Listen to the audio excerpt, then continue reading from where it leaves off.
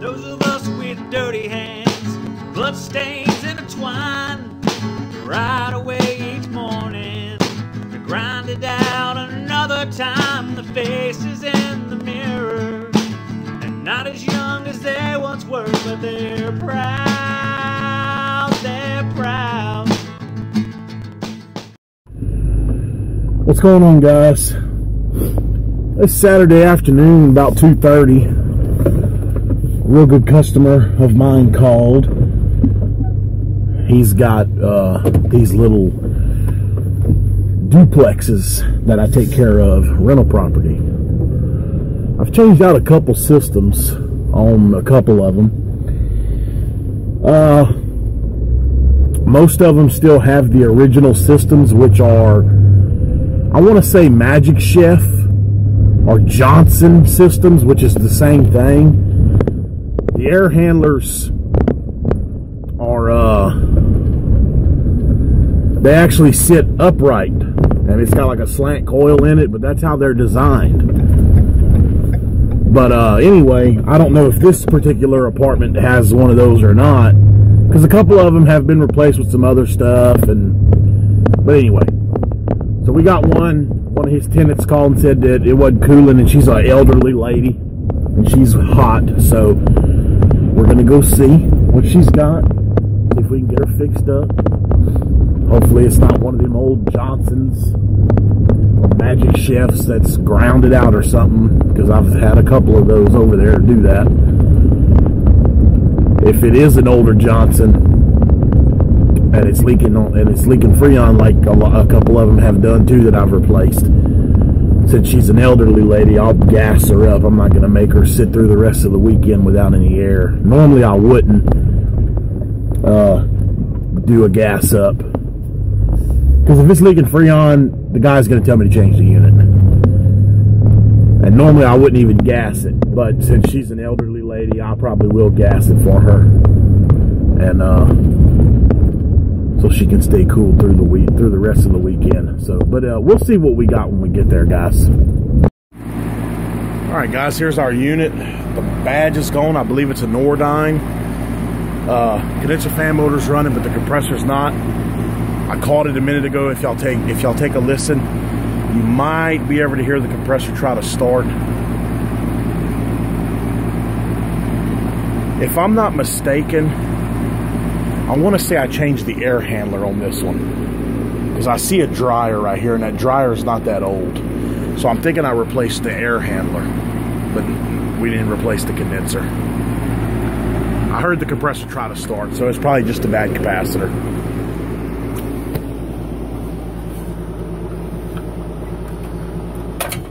Okay, shut her down. Let me get the cabinet open, guys. All right, guys, we have a 35.5 Mars capacitor here that I probably put. This is definitely a Nordyne. I can tell by the coloring of the wires. So we're going to test it real quick and see if she's bad, or maybe we need to add a hard start. Got the old amp probe set to capacitance,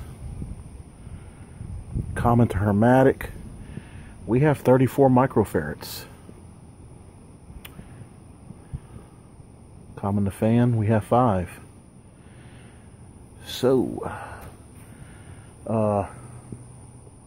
I tell you what, I'm going to ohm out the wires here inside the cabinet to see if maybe we don't have a burnt wire or something. I mean, I could hear the compressor trying to start, so it may just need a hard start, but we shall see. Alright, guys, as you saw, the capacitor checks out fine. The compressor checks out fine. It's not, well, obviously it's not grounded, but all the windings are closed. It's not in thermal overload, no burnt wires. So I'm going to see if we can catch a quick amp draw, because I know the rotor is not breaking free is what the problem is.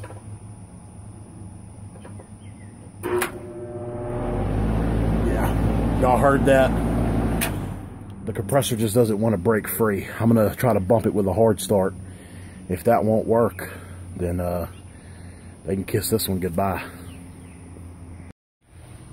Alright, guys, the only thing I had on the truck was a 1 to 3 ton hard start, which is fine because this is a little 2 ton.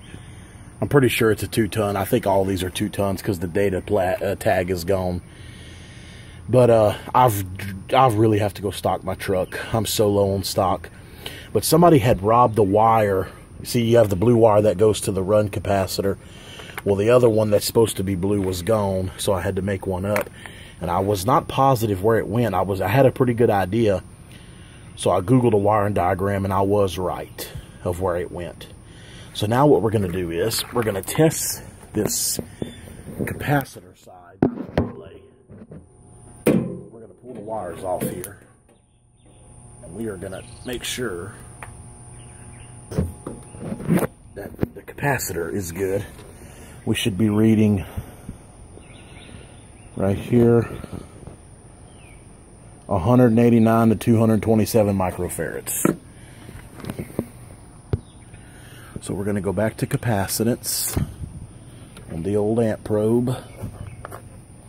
Oh, we're on ohms, not capacitance. Okay, there we go. Now we're on capacitance.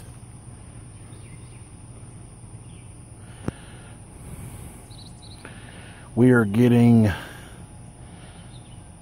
335 microfarads, which is good. That's actually a little over than what this calls for, but it was going down. But that's okay though.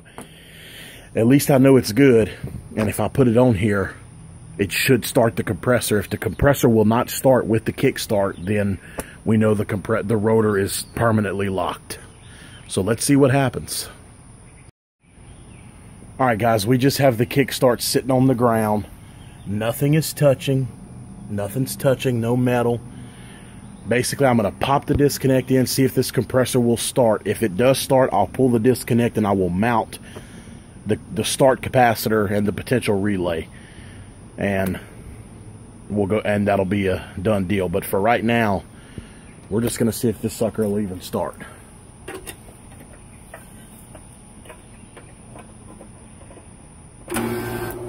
Nope. She gone. She tried to turn over.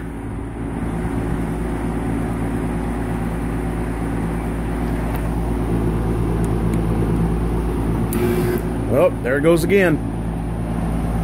Let's see what that amp draw is.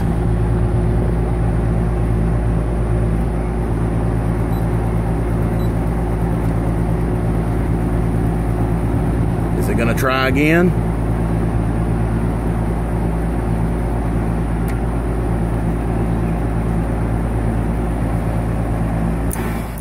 Yep, that's it. She's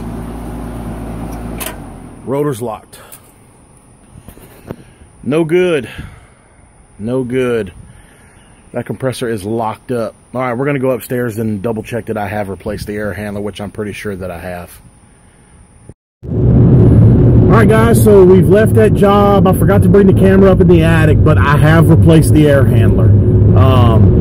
I think I did it in, let's see, we're in 17. I want to say in 15 I did it.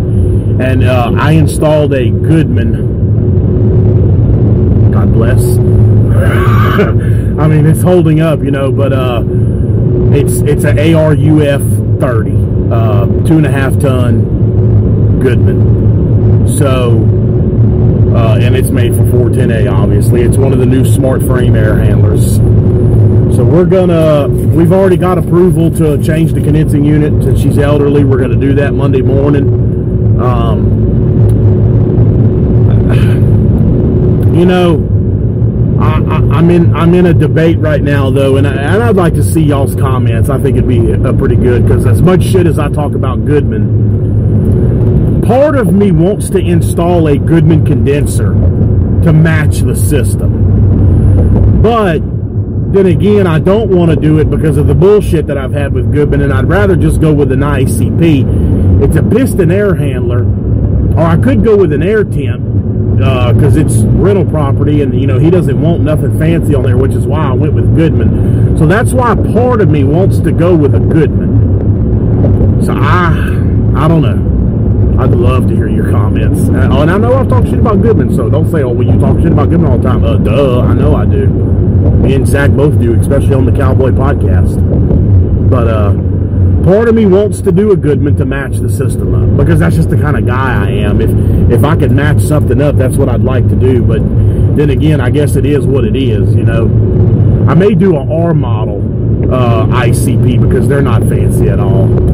I don't know. My phone's ringing. So let me know what you guys think. All right, guys. Well, I'll see if I can turn this into a 2-service call combo video, because right after I did my little outro that I always do when I tell y'all we'll see y'all on the next one, my phone rang and I picked up another service call. Guy says unit's freezing up. So we'll go see why, and if he doesn't stay up my ass or sit right there with me, we'll take the camera out and get y'all some shots. And I don't know if I told y'all, I can't remember, but the job has been approved for that condenser that we just left, that where the compressor was locked up. I'm still thinking about my options, whether I'm going to do a Goodman, where I'm going to match it up with a Goodman. In my heart, I don't know. 5.9 miles. That's just not what I want to do. But in a way, I want to match the system. But I don't know. That's a tough pill for me to swallow. So we'll see. I'm still thinking about it. All right, we'll see if we can get y'all some footage on this next service call. All right, guys, we got a York micro channel. You see, I got the leak detector out. It's a Luxair. Same thing as York. Let her warm up, and then we'll see what we got. I think I know where the leak is already. All right, guys, we're adding gas to the system. The leak ended up being in the evaporator. I'm very shocked that it's not in the micro channel. He says they registered the warranty. It's a 2009 model. So if they registered the warranty, they should be good till 2019. And if that's the case, we will just get him a replacement evaporator. And I'm charging it up for him right now so they can stay cool, because another solid week is booked. The kids are right on the four-wheelers around here. So I'm going to go ahead and gas it up so they can stay cool, because it may be Wednesday or Thursday before I can get here to do this. But yep, about 2.5 pounds in on 410. We're getting pretty close to where we need to be, and that'll keep them cool until we get a replacement evaporator. But the micro channel from York, or Luxair if you will, same thing. This one has held up since 2009, which is a shocker. I could not get the H10 to hit off anywhere, but she sure hit off real good in that evaporator. Alright guys, I'm leaving the Luxair microchannel job. I'm sorry I didn't get much film on it, but this guy's a good friend of my dad's. They've been knowing each other for a pretty good while. So he was kind of sticking with me most of the time, visiting with me. But I filmed what I could. Basically, I spent a lot of time with the leak detector on the microchannel, because I did see some spots that looked like it, but I mean, nothing. She would not hit off, and it's a shocker. And that's why I spent so much time on it, because, you know, I really thought that's where it was going to be. So I went inside, air handler's in a closet in an upflow position. We took the coil door off, and you could just tell the coil was gone. I mean, it was all corroded. I could actually see the oil stains. I knew exactly where it was going to be. I hit the H10 in about 3 different spots, and the H10 went to screaming in that evaporator. So the house was built in 09. The reason he didn't use us to roughen the house is because he let his contractor do a turnkey job, you know, with the air conditioning and everything, and they slapped him in a good old Luxair York microchannel. But supposedly the system is registered and it's under warranty. He swears it was registered, and he's got 10 years. So we'll find out Monday morning when I call the York store. But this is not my system, like I just said. I never installed anything that was branded Luxair. Everything we did was York. Never did any. I mean, I might have done a couple Luxairs here and there, but nothing major. Everything we installed was branded York. So this one's definitely not mine. But we shall see if it's under warranty or not.